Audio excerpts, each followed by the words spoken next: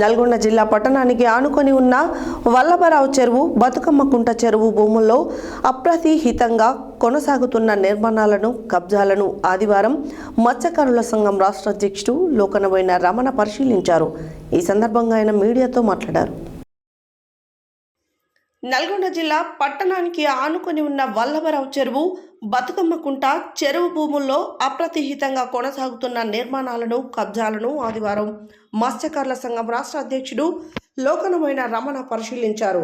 ఈ సందర్భంగా ఆయన మీడియాతో మాట్లాడుతూ గత 3-4 ఏళ్లుగా వల్లభరావు చెరువు భూములు అన్యాక్రాంతం అవుతున్నాయని పోరాటం చేస్తున్నానని, గతంలో జిల్లా యంత్రాంగం కదిలి వచ్చి చెరువు భూముల్లోకి నిర్మాణాలను, డోజర్లను పెట్టి మరీ కూల్చివేశారని తెలిపారు. కానీ సర్వే చేసి నూతన హద్దురాలను నాటి చెరువు చుట్టూ ఫెన్సింగ్ వేయాలని పలుమార్లు కోరినా కూడా ఇప్పటి వరకు రెవెన్యూ అధికారులు ఎలాంటి సర్వే చేయకుండా అశ్రద్ధ చేసినందుకు మళ్ళీ అదే చెత్తగా భూమి కబ్జాలు చేసి కట్టడాలు కట్టారని ఆగ్రహం వ్యక్తం చేశారు. వెంటనే జిల్లా కలెక్టర్ జోక్యం చేసుకొని కట్టడాలను కూల్చివేయాలని కోరారు. కబ్జాలకు ఒడిగట్టి కట్టడాలు చేసిన వారు స్వచ్ఛందంగా అక్కడి నుండి వైదొలిగినచో చట్టపరమైన చర్యలతో శిక్షలకు గురి కావాల్సి ఉంటుందని, కోర్టుల పరంగా కూడా వెళ్తూ న్యాయపరంగా రాష్ట్ర ప్రభుత్వం దృష్టికి తీసుకుపోయి చెరువు భూములో నిర్మితమైన అన్ని కట్టడాలను సమూలంగా కూల్చివేస్తామని హెచ్చరించారు.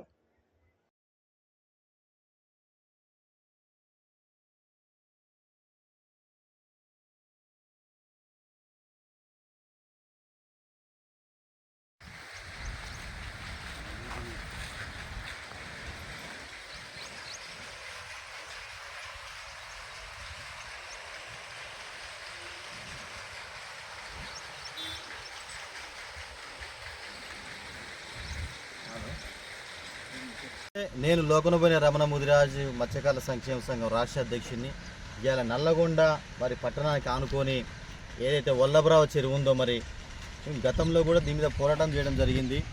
ఈ చెరువుకు సంబంధించిన భూముల్లో యథేచ్ఛగా కబ్జాల పర్వం కొనసాగుతూనే ఉంది. గతంలో జిల్లా యంత్రాంగానికి మేము మరి కలెక్టర్ గారికి, ఎస్పీ గారికి కూడా మేము కంప్లైంట్ చేసిన తర్వాత మొత్తం యావత్ జిల్లా యంత్రాంగం గదిలోచ్చి ఇక్కడ మరి ఏదైతే కట్టినారో అవన్నీ కూడా కూలగొట్టడం జరిగింది. మరి మళ్ళీ కూడా కొద్ది రోజుల తర్వాత చూస్తే ఇప్పుడు మళ్ళీ ఇక్కడ కట్టడాలు వెలిసినాయి. ఇక్కడ చూడవచ్చు మీరు, యథేచ్ఛగా చెరువులో కూడా కట్టినారు. ఇక్కడ ఇంత దుస్థితి అనంటే ఇవాళ జిల్లా కేంద్రానికి ఆనుకున్న ఇక్కడ ఇలాంటి పరిస్థితి ఉన్నది. మరి జిల్లా కేంద్రంలో ఉన్న మరి ఇరిగేషన్ డిపార్ట్మెంట్ అధికారులు మరి కళ్ళు మూసుకొని మరి పడుకున్నారని చెప్పని ప్రశ్నిస్తా ఉన్నాయి. ఇలా ప్రజల ఆస్తి అయినటువంటి ఏ ఒక్క కాకుండా ప్రజల ఆస్తి అయినటువంటి మరి ఈ చెరువుల్ని మరి కాపాడుకోవడం మరి భావి భవిష్యత్ తరాలకు ఎంతో అవసరం కూడా. మరి ఇవాళ ఇక్కడ వాస్తవంగా చెప్పాలంటే బఫర్ జోన్ చెరువు భూములు వచ్చేసి అక్కడ లాస్ట్ ఉన్న స్తంభం వరకు ఉన్నాయి. ఆ నుంచి అవతలికి ఏదైతే కొత్తగా ఇండ్లు కట్టిన ఇండ్లు ఉన్నాయో అవన్నీ కూడా బఫర్ జోన్ కింద వస్తాయి. మరి వీటి మీద మేము పోరాటం మరి చేయదలుచుకున్నాం. ఎందుకంటే ఈ చెరువును కాపాడుకోవాల్సిన అవసరం ఉంది. గతంలో మరి అధికారులు స్పందించి మరి చేసినారు, కానీ దానికి పర్మనెంట్ సొల్యూషన్ ఏదైతే మేము కోరినామో చుట్టూ మరి ఉన్న 86 ఎకరాల మరి చెరువును కూడా మరి సర్వే చేసి మరి కొత్త కొలతలతోటి మరి అద్దురాలు బాతి చుట్టూ కూడా దానికి ఒక వైర్ ఫెన్సింగ్ లాంటిది కూడా ఏర్పాటు చేయాలని చెప్పిన గతంలో కోరడం జరిగింది. మరి అది మళ్ళీ అది అటకెక్కింది. మరి దీని మీద మరి జిల్లా అయితే అధికార యంత్రాంగం అంతా కూడా స్పందించాలని చెప్పని కోరుతా ఉన్నాం. మరియు మీడియా మిత్రులు కూడా మరి ఇంత వేల కోట్లు మరి లక్షల కోట్ల విలువైన భూములు కూడా మరి ఇట్లా అన్యాయక్రాంతం అవుతా ఉన్నాయి. మరి వాటి మీద దయచేసి స్పందించి ఈ పోరాటానికి మాకు మద్దతు ఇవ్వాలని చెప్పి తెలియజేస్తా ఉన్నాం. ఇప్పుడు ఈ విషయంలో మేము మరి కోర్టు కూడా పోదలుచుకున్నాం. మరి కోర్టు కూడా పోయి మరి ఇది ఎంత పెద్ద తెలంగాణ గవర్నమెంట్ సంబంధించి ఎంత పెద్ద కట్టడాలైనా కూడా చెరువులో కడితే వాటి నిర్దాక్షిణ్యంగా కూల్ చేస్తున్నట్టు కూడా జీవోలు కూడా ఉన్నాయి.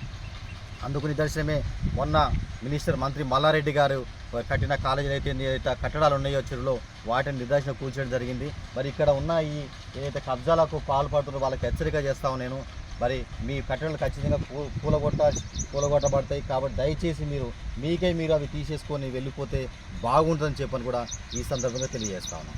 జై ముదిరాజ్, జై మత్స్యకార్.